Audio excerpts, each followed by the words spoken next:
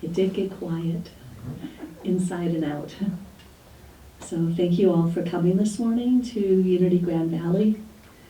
Our friends, our neighbors, welcome to anyone that's new. And we're here to celebrate the glory of this new day and the month and gratitude.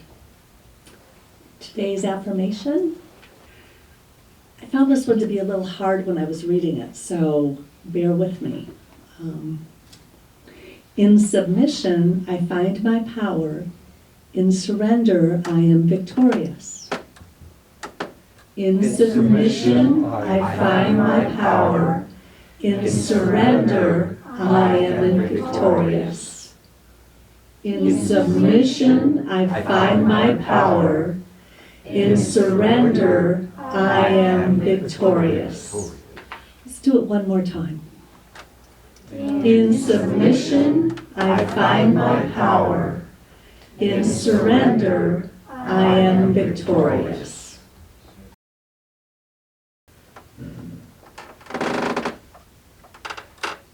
I lift up my heart with gratitude. Although I may not be inclined to give thanks for all things, I can practice gratitude in every situation. Gratitude elevates me with each thankful prayer. I feel a lift of my vibration, consciousness, and circumstances. How can I obsess or ruminate while I'm giving thanks? Through my grateful thoughts, I feel the light in my soul becoming clear and bright as any dark clouds of doubt or disappointment dissolve. Spiritual guidance shines through my mind and heart, making my direction sure. My grateful heart guides and moves me towards my highest and best outcomes. Best outcomes. My path is clear. My way is sure. And I give thanks as I walk with conviction along my journey of soul evolution. This is from Timothy. First of all, I urge you that supplications, prayers, intercessions, and thanksgivings may be made for everyone. With a grateful heart, I lift up my life in gratitude and give thanks for all things. I can practice gratitude in every situation. Through my grateful thoughts, I feel the light of my soul becoming clear and bright as any dark clouds of doubt or disappointment dissolve. Spiritual guidance shines through my heart and mind, making my direction sure. My grateful heart guides and moves me through my highest and best outcomes. My path is clear, my way is sure, and I give thanks as I walk with conviction along my journey of soul evolution. So as we take these words from our daily word into our minds or hearts, we may offer a blessing to those in need, to our world leaders, to the world at large, to someone in our friends and family that may need healing, guidance, or comfort. If you'd like to take this opportunity to bless them in silence or say the words out loud, they'll come into the consciousness of divine love and hope and peace in this moment. Great all-loving Spirit, we release all these into your infinite love with deep gratitude, and so it is. We have our friend Jonathon Dean here, and I just want to read what Judy had written Jonathon comes to us today with a varied background of traditions and practices. He studied yoga, Buddhism, and is currently ordained in Christian Mysticism. He holds that God is not exclusive and that every religion has something to offer. And I don't know you, but I know you. This man was here a couple weeks ago in that chair with his presence. Today, you brought your presence. So, thank you. And I appreciate you being here today. And I'm probably crying because I kept looking at this soul flow and God's will, and I was looking up all this stuff to read, and I thought, that's not mine to do. Someone is coming here to speak the words, and that's you today. And I'm honored that you're bringing your presence today. So thank you. Thank you so much. Thank you for your heart. I really feel that. And that was such a beautiful reading on gratitude. I was really soaking that in. I'm really honored to be asked to speak here, and very humbled being one of the youngest people in the room. So rub it in. I'm jealous of all the wisdom that you have. That's what I'm trying to say. So I wanted to start my talk with just a little meditation and exploration, so you can rest your eyes or just keep them open and soften your eyes and just go inward a bit and feel into your body and the gravity and pressure in your seat, feeling grounded and tuning into your breath.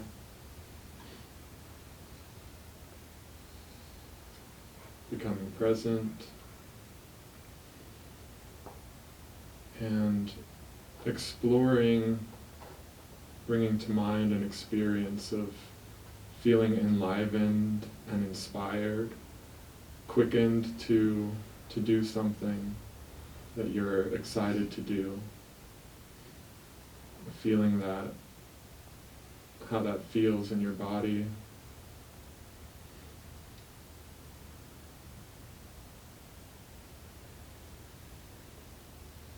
And then bringing to mind an experience of feeling forced or pressured to do something, obligated maybe, and how that feels in the body.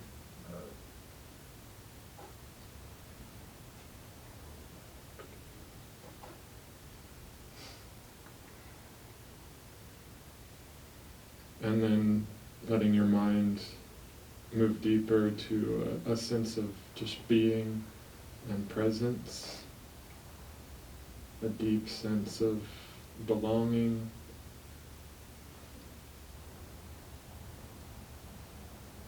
And then releasing that exploration and just coming back into your body and opening your eyes as you're ready. So this is what we're talking about today, soul flow and God's will, and how our relative experience of life enmeshes and flows with the greater perspective and the greater unfolding that's often beyond our limited perspective. And I was initially introduced to the idea of God's will as a pretty young child, going to traditional churches and 12-step programs, and I always resisted the idea of God's will. It always felt to me like some outside force, like God telling me what to do, and I always sort of rebelled against that. And it was sort of my interpretation that God wanted to control my life and wanted me to do what He wanted to do, and I couldn't do what I wanted to do. And in more recent years, I've been introduced to this concept of soul flow, which I've really started to appreciate. And talking more in terms of what our soul wants for us, so it's a little more personalized. And just the concept of soul flow carries that energy and message of an easeful, enjoyable, satisfying way of living. And as I continue on my journey, the concept of God's will keeps coming back around to me as well.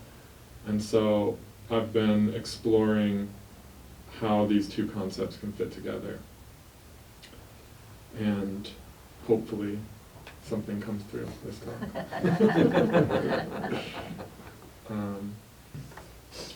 What to keep in mind with this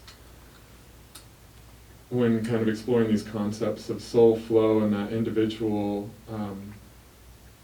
the individual energy of guiding our own destiny, guiding our own lives versus being directed by something bigger, is that we're always missing something in our human perspective. We're always missing the bigger picture. And so to believe that I can direct my own life is always something that I sort of check myself on. I used to think, when I was sort of first introduced to soul flow and divine guidance, that it felt like surfing on the top of a wave, that exhilaration and euphoria and just being on top of the world. And after crashing many times and realizing that that was not a very sustainable, not a very enduring way of living, I've started to explore a deeper sense of what that flow might feel like.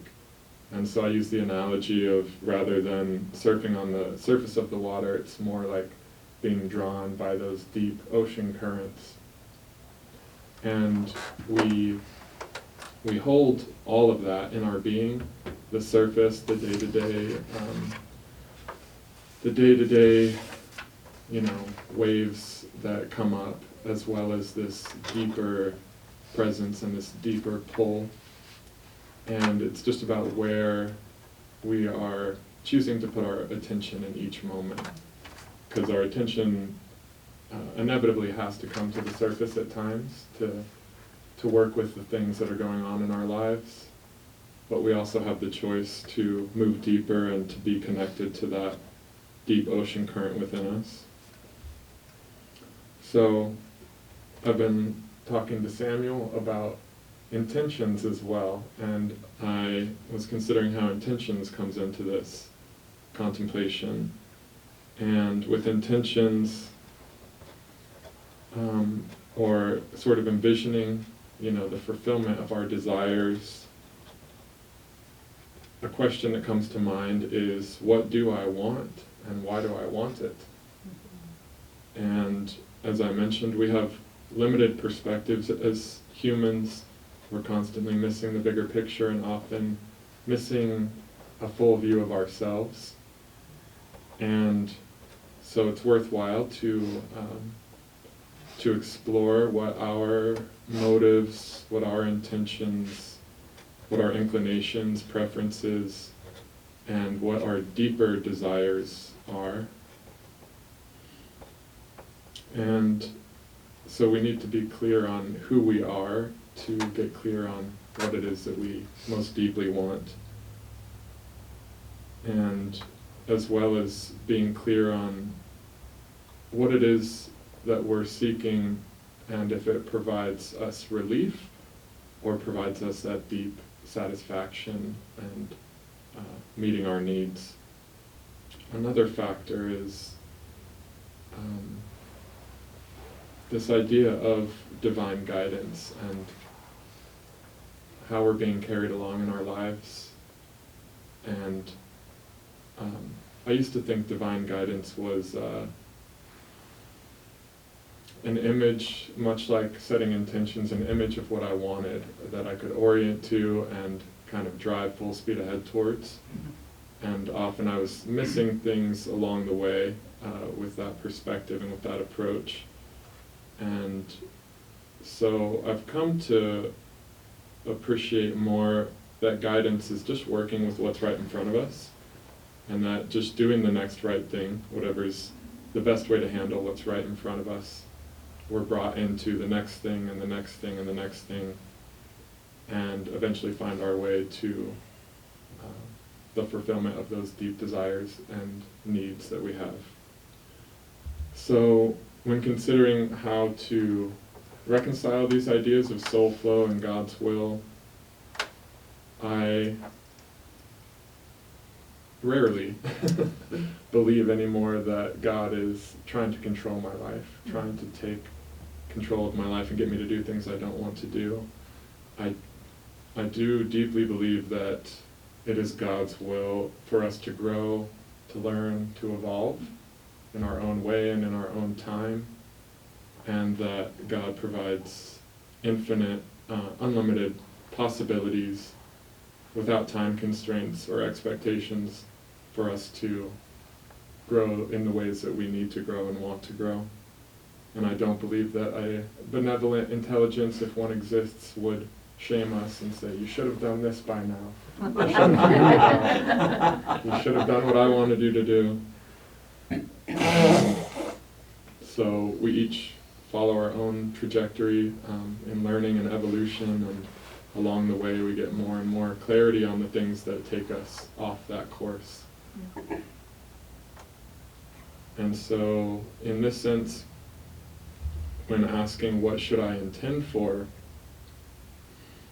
it could be a new job, a new partner, a new car, if that's what we deeply feel would be beneficial to our learning in some way, to our evolution in some way, and our growth. But another thing to add whenever setting an intention, as Samuel has mentioned to me, is to include, may the best and highest good be done, and to hold that loosely, to hold that intention loosely, acknowledging that there's always something beyond our perspective that we're probably missing, and to trust that there is a greater intelligence that can fill in those gaps for us and guide us. And this really is the place of miracles, I think, being able to release our needs around time and constraints to have things done, and open to something better than what we could have imagined. And so there's an element of faith involved with this, I believe, to hold our needs and desires loosely and trust that the universe is conspiring for our best interests. Our ego really wants to have everything figured out, and it, in the process of protecting us, really hurts us, expecting the worst outcomes, and in the process of protecting us, prevents us from experiencing the real freedom that we desire. So opening up little by little to let go of those time constraints and needs to have things go our way, and to open to letting go and letting God. Little by little we can help our egos relax a little bit and trust the process. And so gradually, by relaxing and surrendering, letting go and trusting, we come to know who we really are beyond the conceptions we've built around ourselves.